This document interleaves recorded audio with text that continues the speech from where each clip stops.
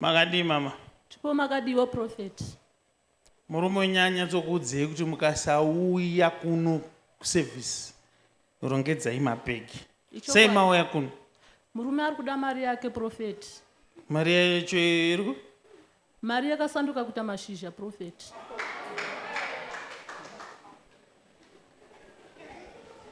Mashizha chaiwo.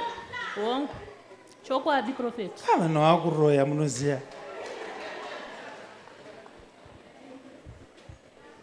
Aiwa vanoroya. Mari kuchenja kuita mashizha.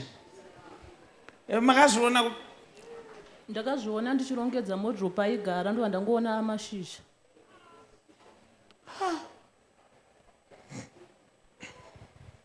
Saka mashizha acharo? Asara nemurume wangu aenda kubasa nditifanira kutungamira aende kutevera. Hongu chokwadi. Saka tomirira here murume otanga auya tozokuprofita? Kwete muprofitei prophet. Asati asvika? Hongu chokwadi. Tomirira murume kapa.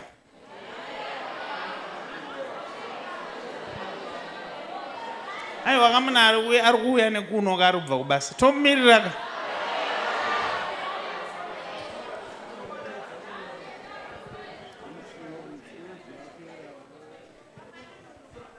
Ha? Pamwana nonoka kuya? Saka rekaiti vaprofite. Chokwadi.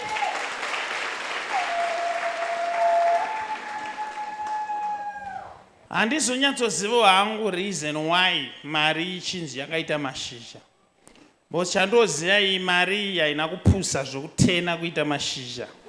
Hakuna mari inotena kuita mashizha chero zvodii. Izvo hazviitike. But regai tione kuti yakatena mashizha zvadii. Now I am looking in the realm of the spirit.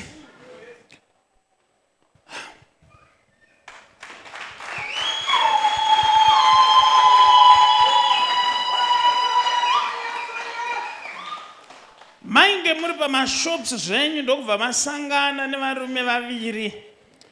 But one murume aitaura shona yakanaka kuratidza kuti muZimbabwe. Ndobva ndanoona paine mumwe waitaurawo nyaya aitaura kachange chirudzi kunge kuZambia kunge kuchii. But makaapproachwa newe muno ndokubva atanga kutaura kuti imimi mama ndibatsirirewo kuconvince uyu haazwe muno.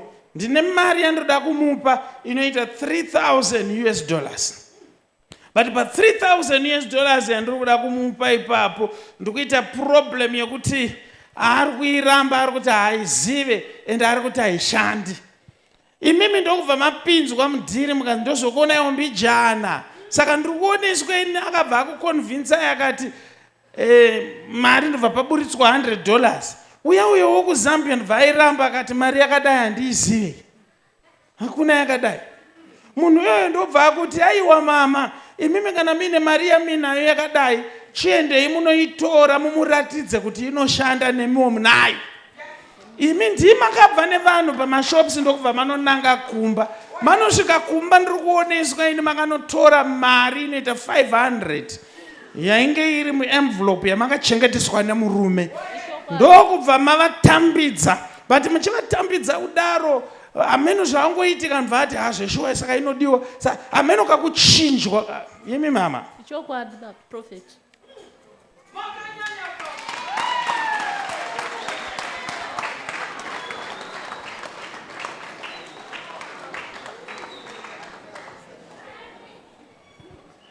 Saka manje zvokubhilivhisana kuti mashizha izvi ndozvakaipa kaizvo. Yavharwa mari mazoona yasara mashizha nemapepa. Pamakuzoudza murume kuti mari yako ndangoiona iri mashizha nemapepa. Kuti muchimuudza kuti ndakambouyisa varume vaviri pamba usiku, makutya kuti anoti waiitei navanhu vechirume.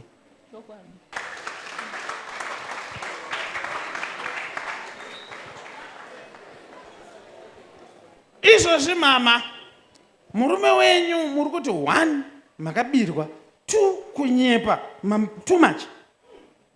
Imbibi foni yenyu iri kupi? Munayo? Kwete. Yakabiwa futi ipapo. Murume asitomboziva kuti nefoni hapana. Chokwadi. Zvisinei ari kuuya. Tichamuudza tega.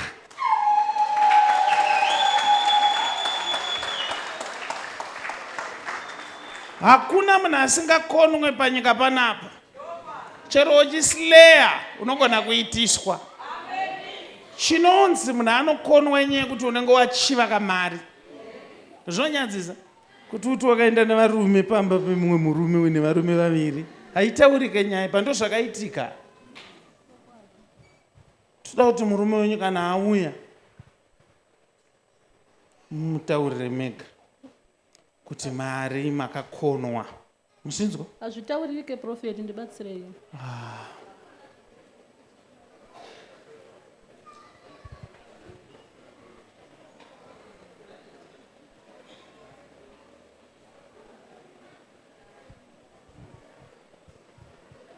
Mazviona vana baba kuti nyaya dzamunoudzwa kudzimba zhinji hasi dzechokwadi.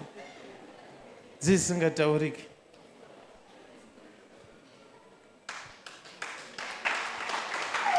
Izvozvi panapa ndikutoneswa pane mumwe akatopfimbwa nemunhu waasingaziva akatoda nemunhu waasingazivi kuti uzvitaure kuti ndakazobirwa mari nemunhu wandakadana naye paFacebook azvichaita futi.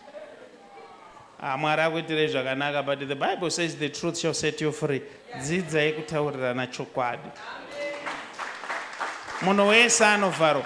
Ini ndakapotsa ndakonwa ka1 kandoziva. Ndapinda mutown. I think it was around 2001. Pane kamwe kabhutsu kandakaona kari padisplay so kebasket. Handinoziva kuti mabhutsu kwebasket kakanaka so kaidhura munoziva. Ndakamira so ndakati ndakakatenga pay yangu yese yaenda. But kabhutsu ndirukada. Vandaona dzimwe blazi kanzi maida kabhutsu. Ndikati zvikatogona kuburitsira nehalf price. Ndatobata humwe. Ndatoona zvesho hafu ndinayo.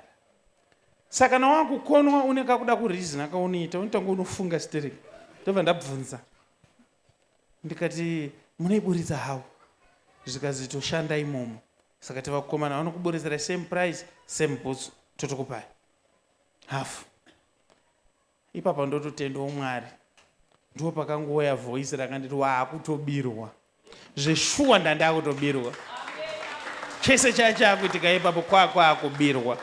So ukanga waona vanhu vanouya pauri vachikupropozera deal rekuti unoita quick money, ziva kuti unobirwa kacho kauinako. Endai munogara pasi tosoonawo zvamuchaita kana asvika murume.